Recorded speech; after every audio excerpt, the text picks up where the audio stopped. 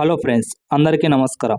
మనం ఈ వీడియోలో తెలంగాణ బడ్జెట్ 2026-2027లో ప్రకటించిన 5 కొత్త పథకాల గురించి క్లియర్ కట్గా ఇన్ఫర్మేషన్ తెలుసుకోబోతున్నాం.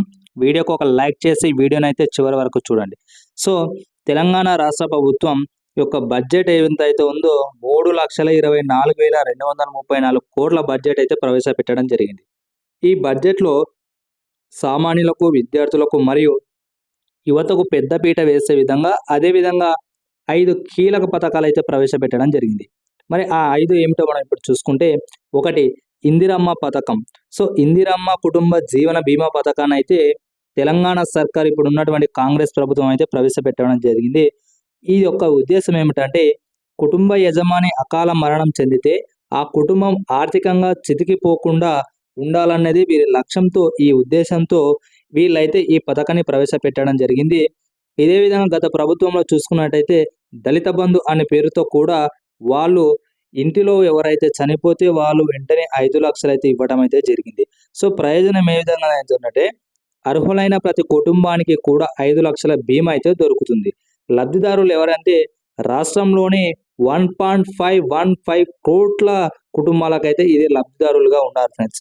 మరి ఎప్పటి నుంచి అమలు కానుందంటే జూన్ 2, 2026 రాష్ట్ర ఆవిర్భావ దినోత్సవం సందర్భంగా తెలంగాణ ప్రభుత్వం అయితే ఈ పథకాన్ని ప్రవేశపెట్టనుంది. ఇంకా రెండవది చూసుకున్నట్లయితే విద్యార్థులకు పౌష్టికాహారం అంటే బ్రేక్ఫాస్ట్ పథకాన్ని కూడా ప్రవేశపెట్టనుంది. విద్యార్థులకు ఆరోగ్యం, ఏకాగ్రతను పెంచేందుకు ఈ పథకాన్ని ప్రవేశపెట్టడం అయితే జరిగింది. అంటే ఇప్పటికే గవర్నమెంట్ స్కూల్లో మధ్యాహ్న భోజన పథకం ఎలాగైతే ఉందో దాని ప్లేస్లో అండ్ అదేవిధంగా మార్నింగ్ కూడా బ్రేక్ఫాస్ట్ ఉండాలనే ఒక ఇన్నోవేషన్తో వీళ్ళైతే ప్రీ ప్రైమరీ నుండి ఇంటర్మీడియట్ వరకు బ్రేక్ఫాస్ట్ అయితే పౌష్టికారాన్ని అందించే విధంగా వీళ్ళైతే పథకాన్ని రూపొందించడం జరిగింది. మరి ఈ మెను వారానికి 3 రోజులు పాలు, మరో 3 రోజులు రాగి జావ అందించనున్నారు. సో ఇది కూడా త్వరలోనే పథకం అయితే ప్రవేశపెట్టున్నారు ఫ్రెండ్స్. సో ఇంటర్ విద్యార్థులకు మూడవది ఏంటంటే ఇంటర్ విద్యార్థులకు మధ్యాహ్న భోజన పథకం కూడా పెట్టనున్నారు. సో ఇప్పటి వరకు పాఠశాలలో సాక్ష్యంగా ఉన్నటువంటి స్థాయికే పరిమితమైన మధ్యాహ్న భోజన పథకాన్ని వీళ్ళు విస్తరించడం అయితే జరుగుతుంది. సో ప్రభుత్వ జూనియర్ కాలేజీలో చదివే విద్యార్థులందరికీ ఇకపై మిడ్ డే మీల్స్ ప్రోగ్రామ్ అయితే ప్రకటన. ఇప్పటికే ఉంది కదా మిడ్ డే మీల్స్ ప్రోగ్రామ్స్ ఎన్నో ఉన్నాయి కాబట్టి అందులో భాగంగా ఇప్పుడు నుంచి సో ఇంటర్మీడియట్ వరకు అయితే దీన్ని ప్రవేశపెట్టడం అనేది పొడిగించడం అయితే జరుగుతుంది. సో అదేవిధంగా నాలుగో చూసుకున్నట్టయితే CM overseas employment program friends. దీని ఉద్దేశం ఏంటంటే ఇప్పటి వరకు విదేశాల్లో ఉద్యోగ అవకాశాలు పొందాలనుకున్న యువత కోసం ప్రత్యేకంగా ఈ కార్యక్రమాన్ని అయితే రూపొందించారు. మెయిన్ ఏంటంటే విదేశాల్లో ఎవరైతే ఉద్యోగం సాధించడానికి, ఎవరైతే చదువుకోవడానికి ప్రయత్నిస్తుంటారో వాళ్ళ కోసం మాత్రమే అన్నట్టుగా కాకుండా చదివే ప్రతి ఒక్కరికి అక్కడ విదేశాలలో ఉద్యోగం చేయాలనుకునే ప్రతి యువత కూడా ఈ కార్యక్రమం అయితే ఉపయోగపడుతుంది.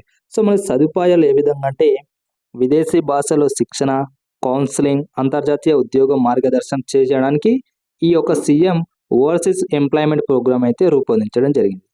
నెక్స్ట్ దివ్యాంగ విద్యార్థులకు ప్రత్యేక వాహనాలు. సో విద్యార్థులకు కాకుండా ఇప్పటి వరకు అయితే దివ్యాంగ విద్యార్థులకు ప్రయాణ కష్టాలు తీర్చేందుకు ఈ పథకాన్ని అయితే వాళ్ళైతే హామీ ఇవ్వడం అయితే జరిగింది ఫ్రెండ్స్. మరి దీన్ని ఇంటర్మీడియట్ చదువుతున్న అర్హులైన దివ్యాంగ విద్యార్థులకు ప్రభుత్వం ఉచితంగా ద్విచక్ర వాహనాన్ని అదే త్రిచక్ర వాహనాన్ని వాళ్ళకి రిలేటెడ్ అయితే అందించడానికి వీళ్ళైతే ఈ పథకాన్ని రూపొందించడం జరుగుతుంది. సో ఫ్రెండ్స్ ఈ 5 పథకాలు 2026-2027లో ముఖ్య 5 పథకాలుగా మనం అయితే చూసుకోవచ్చు. ఇవి త్వరలోనే ఇంప్లిమెంటేషన్ జరుగుతున్నాయో అయితే బడ్జెట్లో ప్రవేశపెట్టడం జరిగింది. చూడాలి మరి.